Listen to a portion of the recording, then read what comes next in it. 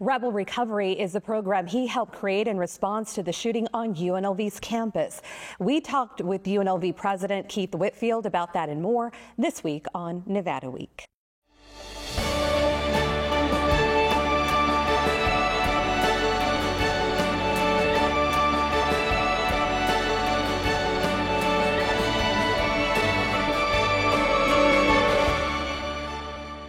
Support for Nevada Week is provided by Senator William H. Hernstedt. Welcome to Nevada Week. I'm Maria Silva in for Amber Renee Dixon. Keith Whitfield faced a tragic and difficult challenge 3 years into his tenure as UNLV president, a shooting that claimed the lives of 3 faculty members and traumatized thousands of students and faculty members. He sat down with Nevada Week to share the university's recovery process 5 months later and how the experience impacted him personally and as a leader at UNLV. 5 months have passed since the shooting on UNLV's campus that killed 3 professors. Do you think that it could have been prevented? I don't think so. Without, the person is no longer living, and so you can't really understand where their mindset was, but to do the kind of action that he took, that was somebody who had serious mental problems. And so with that, you're just challenged. We don't live in this perfectly safe society. And so thinking about trying to say, well, could it have been prevented? No. The response of Metro, the response of our police department was outstanding. Actually, I think what got prevented was any further loss of life because of their very quick, immediate, and decisive actions. The 3 professors who were killed, they were Patricia Navarro-Velez, Cha John Jerry Cheng, and Naoko Takamaru. They were all people of color. Do you think this shooting was racially motivated? No, I don't. There's been a lot of conversation about that, and there's been a lot of speculation of that. And when one looks at the people who were lost, you can instantly jump to that conclusion, but we didn't see anything else that actually suggests that. That has been a continuous question and conversation both by Metro and by our university police department, and we just don't find anything, but it could have been. We don't know. And so, to me, to some degree, the loss of life is loss of life, and it's the motivation doesn't matter. Everyone should feel and be able to feel like they're safe on a campus, and that was a situation where we lost 3 very, very valuable people. I wonder, though, in determining how you respond to this shooting, how important was it to learn as much as you could about the motive? Not myself. We have incredible law enforcement here in Las Vegas, and they did an extensive search. This gentleman had sent out letters to lots of people, and we've had October 1 here. We don't know those things when we end up having a situation where you don't have that suspect actually alive. But it is important to know because it does help you think about what other safety things could you have done. Sometimes I don't think there's going to be a clear ability to be able to figure that out, but it is interesting, important to try to figure those things out, and you learn as much as you can. What do you understand his motive to have been? Disgruntlement with not being selected for positions. He tried a number of times to get a job at UNLV and was unsuccessful. And I think rather than thinking about perhaps his own lack of fit or whatever, that happens with a lot of people. I mean, we're a wonderful university. There's lots of people that want to come and work at our university, and there's only so many slots. And so I think he thought that it was a personal front. I don't want to even say what I think. It's that's what happened. He applied a number of times, and he was never actually, I think, even brought in for an interview. So he used that, I think, as part of his motivation.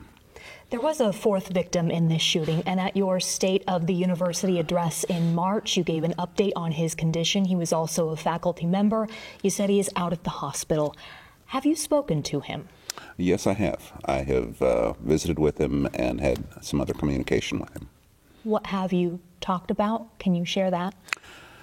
Well, I got to tell you, it was kind of interesting. I think I was very interested to see how he was doing. He was hurt pretty badly. How long was he in the hospital? I can't even tell you. We encouraged him at one point in time to make sure that he really did stay in the hospital, fully take care of some of the physical therapy and other things that he needed to do to be able to get better. But during my visit, I thought it was interesting. I was so interested wanting to see him and make sure that he was okay. And when I walked in the room, his eyes got big. And I'm first I'm wondering if something's wrong. He goes, "You're the president." I said, "Yeah, I'm the president, and you're you." And had to take a second to get over. I was so concerned about him, I didn't think about that he thought it was a big deal for the president to come. And I wanted to make sure that he didn't think that that was something bad, that the president would step out and do it. And it's because we care about everybody on our campus. So, and definitely about ones that experienced something as tragic as he had. What comes next for him? He is going to come back to the university and teach at the university and stay here. He's very interested in staying. And so we figured out a way, and he's an excellent teacher. We figured out a way to have a path forward for him to be here at UNLV. The university's response to this shooting has been the Rebel Recovery Program. What is included in that program, and how are you going to fund it? So there's, let's call it 3 or 4 elements. The first element is to pay attention to mental health. My background, I'm a health disparities expert focusing on mental health. And so, I always kind of like to say that because people are like, well, why do you know, or why are you so focused on it? Because I've been focused on it even through COVID. But it is because it's my background in particular. And so that was the first thing we thought about. We have a lot of different resources on campus, and also we've had incredible assistance from the Resiliency Center. And so the combination of those two things are making sure that we have, actually we were just talking the other day, we've had emotional support dogs come to different events, making sure that the resources that we do have for faculty, staff, and students are actually very out front and out there. We had a mental health town hall, and I've got to give a shout out. We've got a student group that actually started before this called Project Wellness, and it's our largest student group on campus. And they are reaching and touching people and being this great communication. They're fantastic. So that's one piece of it. A second piece of it was to have a security and safety committee. This was a group of faculty, staff, students, almost, it's a large committee that is taking a look and thinking about making recommendations to me about things that we should be doing on our campus to feel like we can increase the security.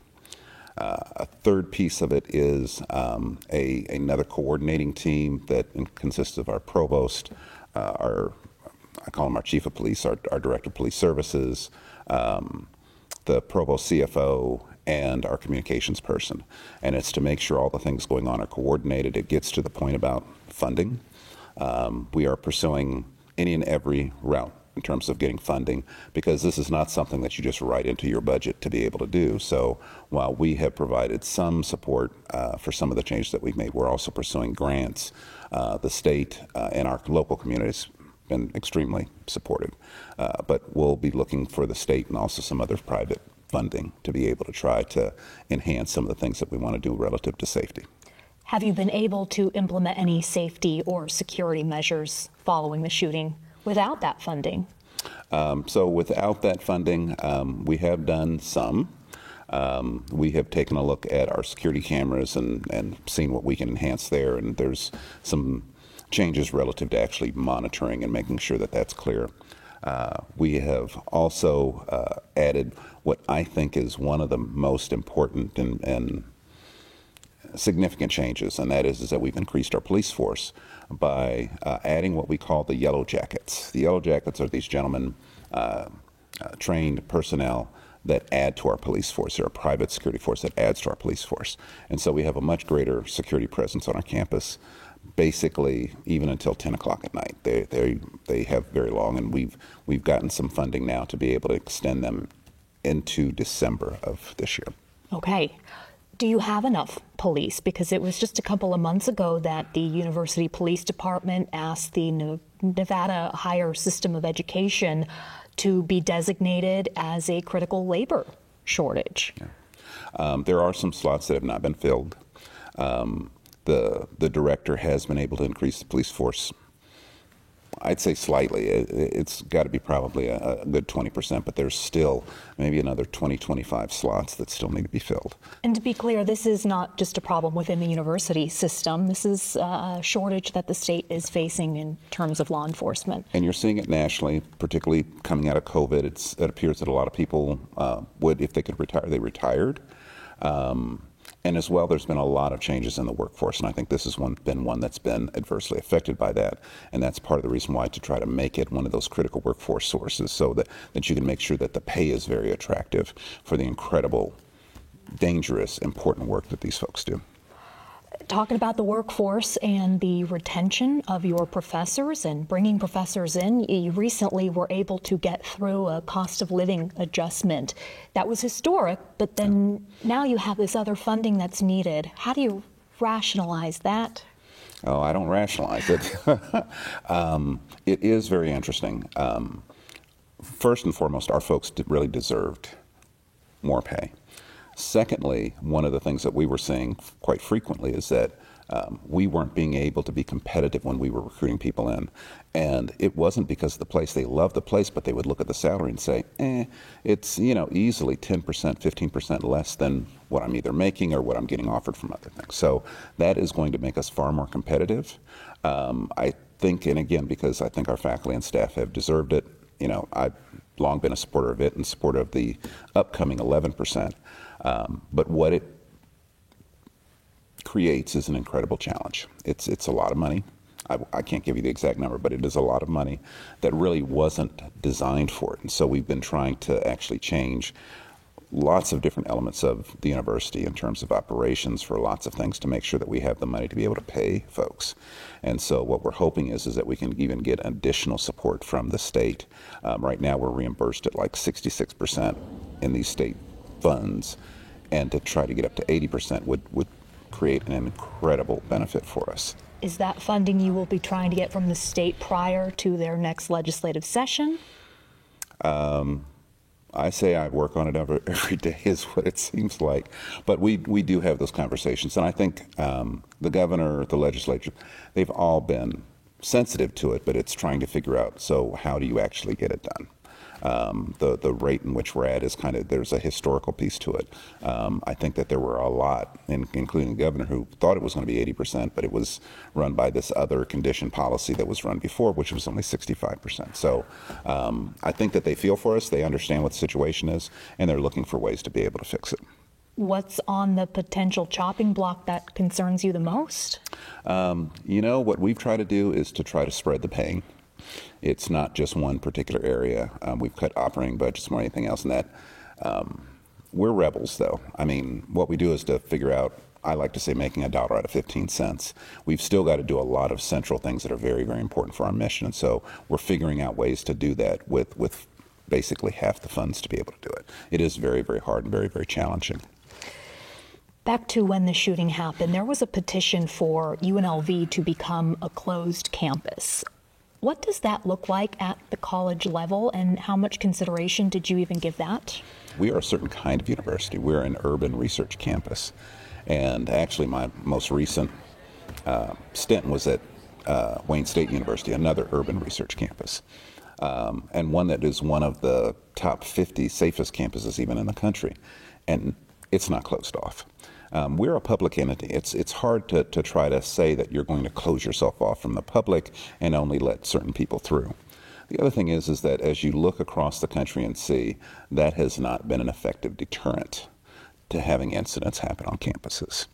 And so and that's really the physical boundary making of trying to make a campus of that never seems to be completely successful.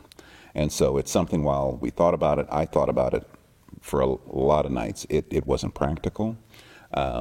We don't want to have our university represented that it's closed off from the community. 70% of our students or more come actually from the community. And so it would seem very odd to kind of kind of break off and hide us that way.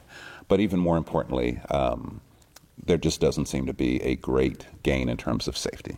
What becomes of Beam Hall, where the shooting took place?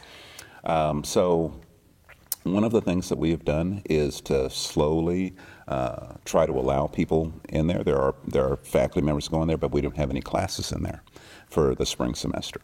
In the fall, we will open it back up, and we will have fairly normal operations there. We're going to change some of the aesthetics there to try to make it so that it doesn't feel like the same old thing.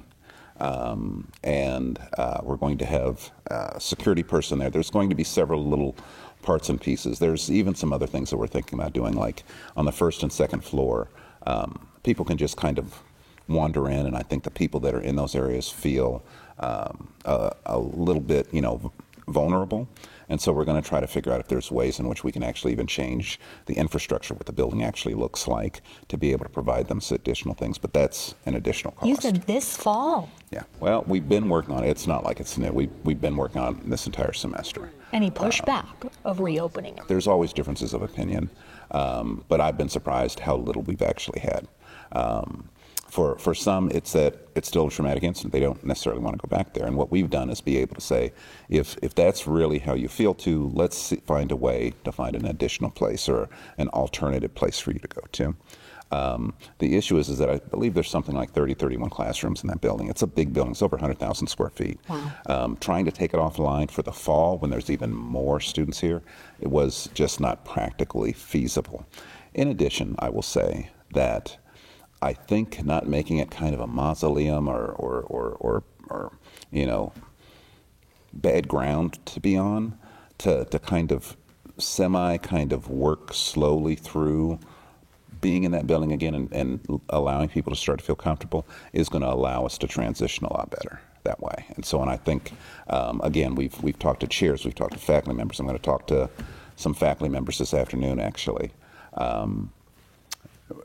While there's been some concerns, what we've done is just try to address those individually. But in large part, people, I don't want to say they're okay with it, but they understand it's needed for the university, it's needed for normal operations, it's needed for all the classes that we do. I'm assuming you've been inside. Yeah. How many times? 3-4 times. One time, and it was a part of the Rebel Recovery Program. It's very interesting. Our campus, this main campus, is 335 acres. It sits on the ancestral land of the Nuwu and Paiute people. And so I don't want to take credit for it, but I think it was my idea of saying they have shepherded that land for a long time. We're shepherding that. Let's see if we can have a healing ceremony. So we actually had a healing ceremony. That was the start of this semester, where I don't want to call him a shaman and misrepresent it, but a religious leader from one of the tribes came and actually did what's called a smudging ceremony, where they went and it was to alleviate bad energy and evil that might be there. And I think, no matter what your belief is, no matter, spiritual or not spiritual, I think it was the idea of that, we're going to figure out a way to make this be a place where we can go to and feel comfortable with and go through a process. And then we actually did the building. That was my first time in the building, or second time in the building. And then we actually took it outside. And it was wonderful to see the university community come out and kind of go through that process and have an opportunity, one of many opportunities, to do some healing. On the topic of students feeling safe on campus, but switching gears a bit, the Chicago Project on Security and Threats at the University of Chicago recently conducted a study of the national campus environment and found that more than half of Jewish and Muslim students felt impersonal danger on campus because of their views on the Israeli-Palestinian conflict. What have you heard from your students? How safe they feel in regards to their views on this conflict? Yeah. I don't have numbers to say whether it's half, but we do have a lot of expression of not feeling safe, and it's on both sides. And one of the things that we've been doing, and I'll just take a step back and say, the interesting thing about safety is that it's as much a perception as it is a reality. There are places that you can look and say, yeah, it's physically not a safe place to be. And then there's also the perception of not feeling safe. And so to make sure that we didn't actually have physical things going on, myself and Director of Police Services actually were communicating for a while every single day. I said, is there anything going on? You know, what happened? Was there a meeting? You know, anything that happened. And we've had a couple of incidents. They've all not been violent, but, you know, they've been contentious. And I think that people see that and can feel a sense of lack of safety that way. Well, and let's talk about the incident recently with the physics professor from Israel. He's invited to give a talk on black holes. His presentation is interrupted by pro-Palestinian supporters. And instead of those supporters being removed, the event is stopped and it's ended. And I believe this professor is escorted to his vehicle. Did that follow UNLV policy? It did for the most part, because the devil is in the detail, and it's about the timing of it, of that. The rescheduling of the event happened basically just as police services were arriving. And I can't remember what the response time was, but it was pretty good. So that basically the gentleman who is an incredible professor, his name slips me at the moment, he said, well, if you want to talk about black holes, come on and sit down and talk. And they didn't want to do that. And so the people who are the folks who were actually organizing said, why don't we just not do it for right now? We'll find another time to do it and more convenient time to do it. And then the police show up, they escort the folks out. And so that was following the policy of that. And we have reviewed that now and thinking a lot more about it. One of the things that's at the heart of who we are is actually our academic mission. And so when that is being interrupted, and interrupted in a way that is not professional or civil, those are the times when we actually will have folks intervene and say, you can't do that. And in this situation, was it perfect in the timing? No. What we've done since is that whenever we have any event that we think might pose a risk or might pose conflict that might happen, our police department is actually there. To those who have called on you to condemn hate speech and condemn anti-Semitism, what would you say? My focus has been that we need to treat people with humanity. We need to treat, you know, as a university campus that is one of the most diverse in the country, that's one of the strengths that we have, is actually that we are able to interact and be in this environment with people that don't necessarily look like us, talk like us, have histories like us. And so it has to be that we actually treat each other well, because then we actually are learning from the situation. One of the things I'll share with you is that there almost is no right response. In all the responses I made, there have been like two sides, and half the side says, thank goodness you spoke up about it, we really appreciate it. The other half of that side says, you didn't say enough, you should have said this. If you look on then the other side, they say the exact same thing. And it's almost, I won't say that it's the exact same number, but it really is kind of some, you know, different people have a different idea of how you should respond. And what I try to remind them sometimes is that, you know, let's just be thoughtful. I'm just a university president. And what my goal is to be able to support and embrace the most proactive educational environment that there can be. And from that, then, it is our people that actually make that. So things like we have protests on our campus. We've had some this week. As long as they are civil, as long as they are following the other policies that we have, we actually embrace free speech. And so sometimes I think it's more important for them to have the opportunity to have free speech than it is for me to actually set one. But one of the goals that I have for our folks, and we've had a couple of the groups, student groups in particular, trying to figure out how they could come together, is for them to sit down and have a conversation, for them to understand another's perspective on this. And if we can get there, that's what I'm very much hoping for. My last question for you, at your first State of the University address, you said there was inherent structural racism at UNLV. That was in 2021. Has it been sufficiently addressed, in your opinion? That is kind of a goal of striving but never arriving. We're a university made of people, and people come from different perspectives and have different ideas of things.